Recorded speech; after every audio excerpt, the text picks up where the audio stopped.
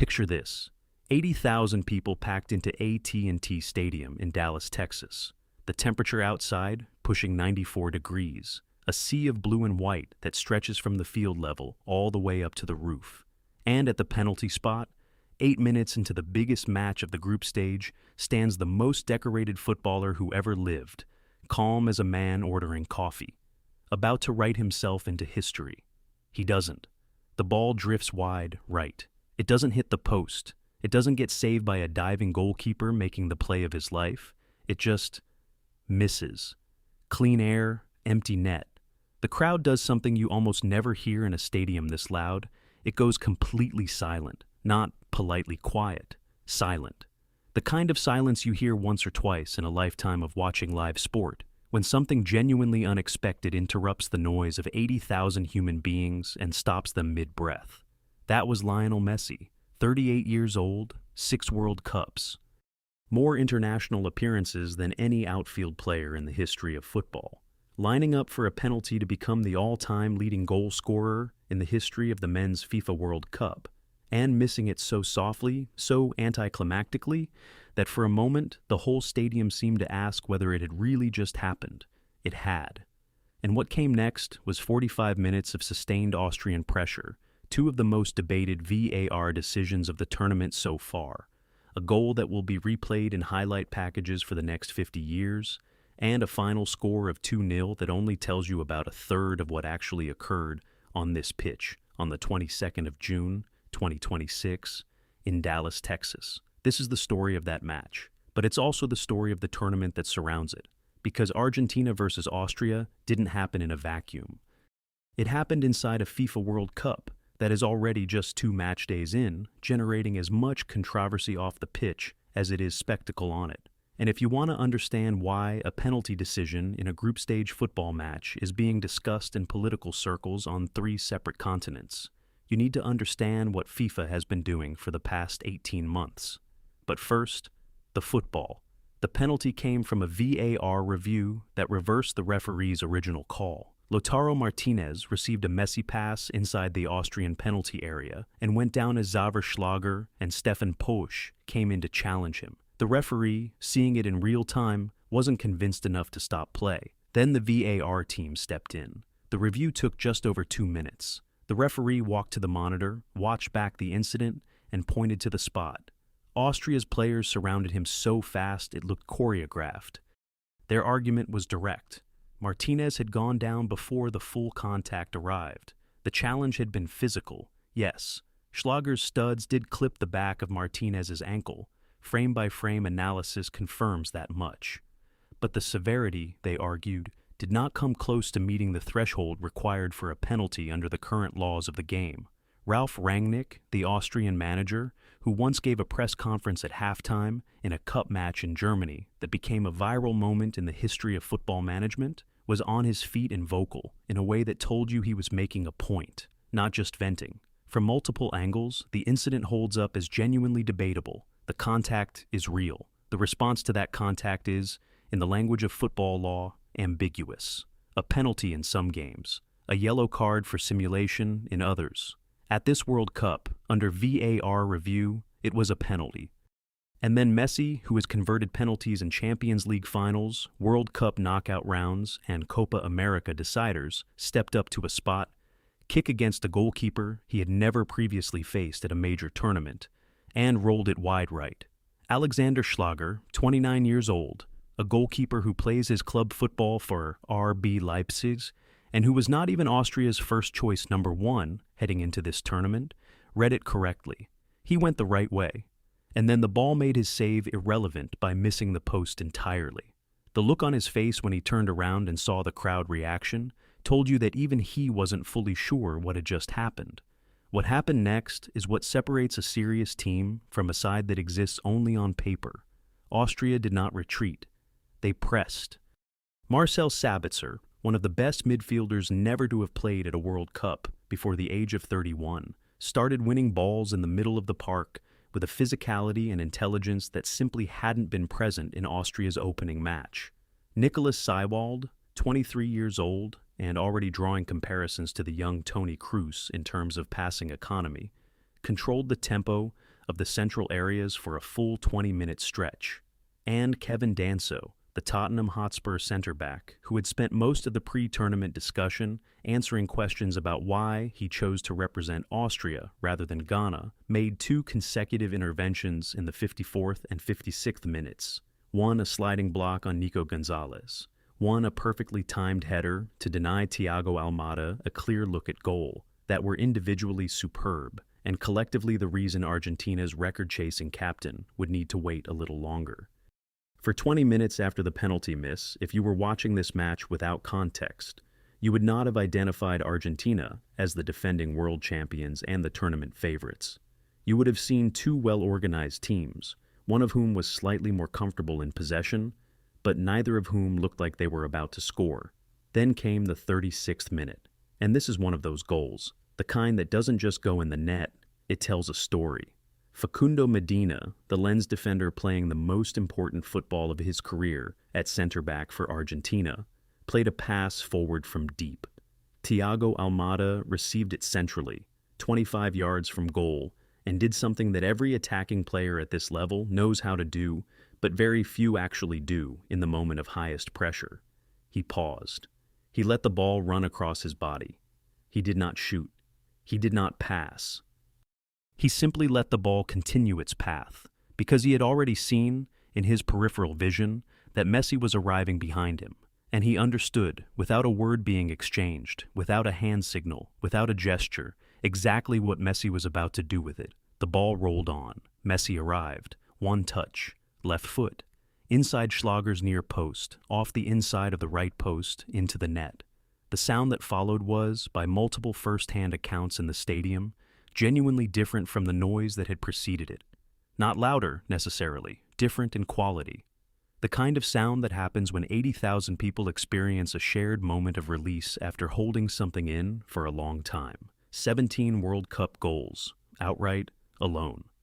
Miroslav Klose's record had stood since 2014, when he scored his 16th goal against Brazil in the semifinals at the Estadio Mineirão in Belo Horizonte, the same match that ended 7-1 and is still, 12 years later, one of the most psychologically traumatic results in the history of Brazilian football. Klose had held that record across 3 tournaments, from 2002 through 2014.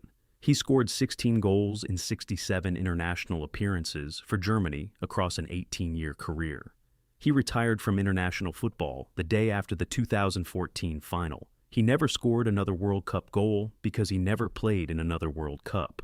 The record had felt permanent for reasons that went beyond the number itself. It felt permanent because of the quality of the players who had challenged it and fallen short. Ronaldo tried. Ronaldo of Brazil, not Portugal. The 9-time Ballon d'Or era. Ronaldo doesn't apply here. Tried and finished 15. Gerd Müller tried in 2 tournaments and finished 14. Pelé scored 12. The record had absorbed all comers. And then Messi came to Dallas, missed a penalty in the 8th minute, and broke it in the 36th. His reaction, for those keeping count of the emotional archive of this man's career, was different from previous record celebrations. He didn't sprint. He didn't leap.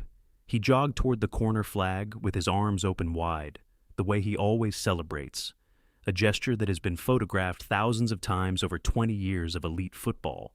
But there was something in his pace, in the deliberateness of the movement, that suggested this particular moment had a different weight.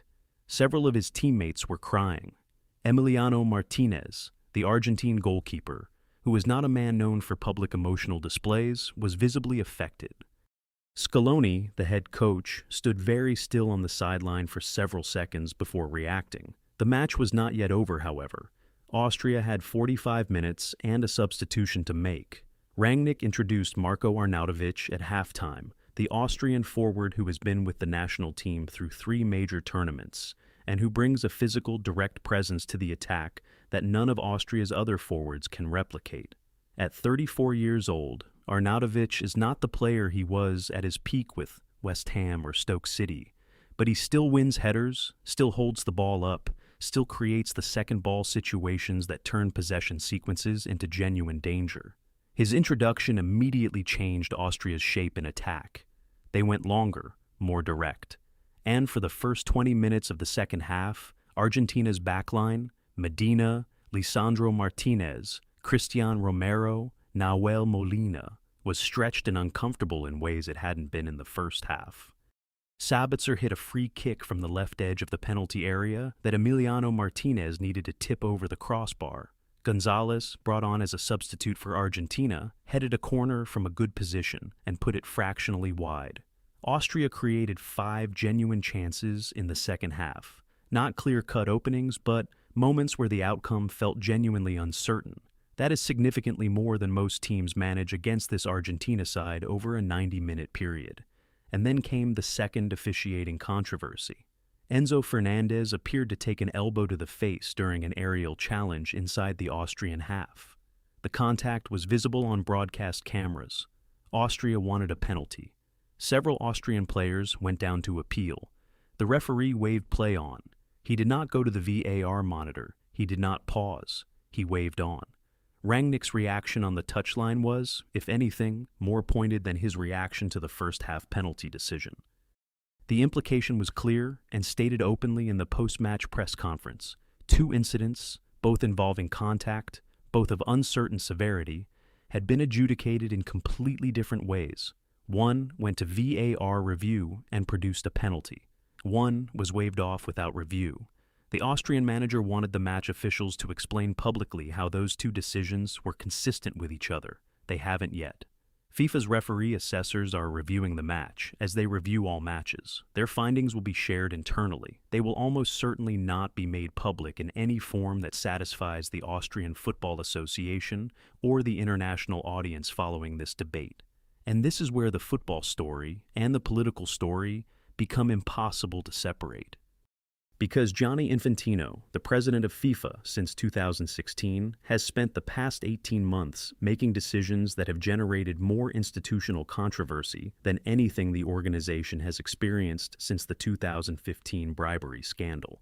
That scandal, to recap briefly, involved a 47-count federal indictment from the United States Department of Justice, the arrest of 7 senior FIFA officials in a luxury hotel in Zurich at 5 in the morning by Swiss police acting on an FBI request, and the documented payment of more than $150 million in bribes and kickbacks in connection with the award of World Cup hosting rights and broadcast deals across Latin America and the Caribbean. Sepp Blatter, the FIFA president at the time, resigned. His chosen successor, Michel Platini, was banned from football for 4 years. And Gianni Infantino, who had been serving as UEFA's general secretary, stepped forward as the reform candidate, the man who would clean up the system that his predecessors had corrupted. That was a decade ago. This is now. In December of 2025, Infantino announced the creation of the FIFA Peace Prize. He then personally awarded it at the official World Cup draw ceremony held in Washington, D.C., to Donald Trump, the current president of the United States and the head of government of the nation hosting this tournament. The ceremony was broadcast internationally. Fair Square, a human rights advocacy organization that monitors governance in international sport, filed a formal complaint to FIFA's own ethics committee within 72 hours, identifying 4 specific violations of FIFA statutes on political neutrality. The complaint cited Articles 12 through 15 of FIFA's Code of Ethics. It has not yet been resolved. Separately, the International Olympic Committee launched a formal investigation into Infantino after he appeared at a gathering called the Board of Peace, wearing a red hat bearing the inscription USA and 45 to 47. The numbers referencing Trump's 2 non-consecutive presidencies, the 45th and 47th. Infantino had, in a public statement that was widely reported, said that he believed everyone should do what Trump is doing. The IOC, which has its own complicated relationship with political neutrality, nonetheless determined that the appearance warranted investigation. And then there is the Platini matter.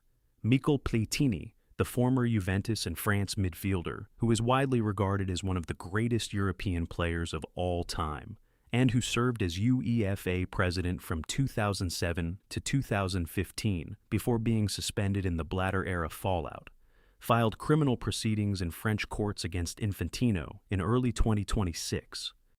Platini alleges that Infantino used his position to orchestrate a malicious prosecution against him, citing specific meetings between Infantino and Swiss prosecutors in 2017 that, Platini argues, were arranged to damage his credibility and eliminate him as a rival for FIFA leadership. These are accusations in active legal proceedings, not proven facts. But the fact that two former presidents and one current IOC investigation are simultaneously bearing down on the same individual is not a detail that disappears. Against this backdrop, a Somali referee named Omar Artan arrived at Miami International Airport on the 6th of June, 2026, 2 days before the World Cup was scheduled to begin, carrying a valid tournament credential, a diplomatic passport, and a visa that FIFA had confirmed was in order. He was taken aside by U.S. Customs and Border Protection for what became an 11-hour interrogation. No specific legal violation was cited. No criminal allegation was made. He was deported. The stated reason was vetting concerns. Somalia is included on a travel restriction list maintained by the Trump administration. Artan had been named Africa's Referee of the Year for 2025. He was set to become the first Somali in history to officiate at a men's FIFA World Cup. He had refereed matches in the Africa Cup of Nations and in UEFA competition as part of FIFA's International Referee Exchange Program. Ian Wright, the former England international, who is currently one of the most prominent voices in football broadcasting globally, described the situation as a disgrace and a failure of FIFA's obligation to protect its own officials from political interference by the host government. He was not alone in that assessment. FIFA's official response: immigration decisions are made by sovereign governments, and FIFA does not intervene in host nation border control processes. Artan would receive his full World Cup officiating fee, despite not working a single match. He was welcomed back to Mogadishu at the airport by hundreds of supporters who treated his deportation as a political statement rather than an administrative inconvenience, because that is what it was. The tournament also produced, in its very first week, a confirmed technical error in VAR graphics during Switzerland's opening match against Qatar in Group B. FIFA confirmed the error, not in the decision-making process itself, but in the three-dimensional visualization used to present the decision to broadcasters and fans. The distinction between the graphic was wrong and the decision was wrong is technically meaningful. In practice, when the public cannot independently verify the process behind a decision, and the only publicly available representation of that process is confirmed to have contained an error, the distinction matters less than FIFA's communications team would prefer. This is the environment inside which Lionel Messi broke the all-time Men's World Cup scoring record, with 18 goals across 6 tournaments, at 38 years old, in front of 80,000 people in a stadium in Texas, in a match that ended 2-0 and generated more post-game editorial debate than most World Cup finals. He scored his 18th 4 minutes into injury time, a quick exchange with Almada in the Austrian half, a run into the right channel that Danso, by this point in the match, simply couldn't track because his legs had given him 89 minutes and there was nothing left in them. A first-time finish inside the near post, flat, precise, unreturnable, 18 World Cup goals, 5 at this tournament alone from just 2 matches. 6 consecutive World Cup matches with a goal, a streak matched only by Just Fontaine of France, who achieved it across the single 1958 tournament in Sweden, where he scored 13 goals in 6 games, a record for goals scored by one player in a single World Cup that has never been beaten and may genuinely never be beaten, and Jairzinho of Brazil, who scored in every match of the 1970 tournament in Mexico, including the final. These are names from a different era of the sport, when defensive organization was different, when goalkeeping was different, when preparation was different. The fact that Messi is keeping their company at 38 in his 6th tournament, in the age of high-press tactical football, GPS fitness tracking, and opposition analysts who have studied every shot he has taken in the past decade, tells you something that statistics alone cannot fully convey. He was substituted off before the final whistle, consistent with the squad management approach Scaloni has been applying across both matches. He walked off to a standing ovation that lasted until the 4th official indicated the amount of injury time remaining. His replacement, Julian Alvarez, had 12 minutes to add to whatever the record holder had left behind. Austria's tournament is not over. They play their final group game with a result required. Rangnick will have his team prepared, organized, and motivated in the way that Austrian sides under his management always are. Danso will recover. Sabitzer will run again. Sebald will find the spaces. The group is not decided, but the 22nd of June, 2026 will be remembered for one thing above all others, regardless of what follows. A man who has been playing professional football since he was a teenager in Rosario, Argentina, who left home at 13 to join a youth academy in Barcelona, who has won every meaningful trophy the club game offers, who spent his entire career being told that the one thing missing was a World Cup. That man is now the greatest goal scorer the tournament has ever produced. He missed a penalty to get there. He came back 30 minutes later and scored anyway. That is, in the end, the most honest summary of who Lionel Messi has always been. The record is his. The questions about the institution that surrounds it remain very much open. And the tournament has only just begun.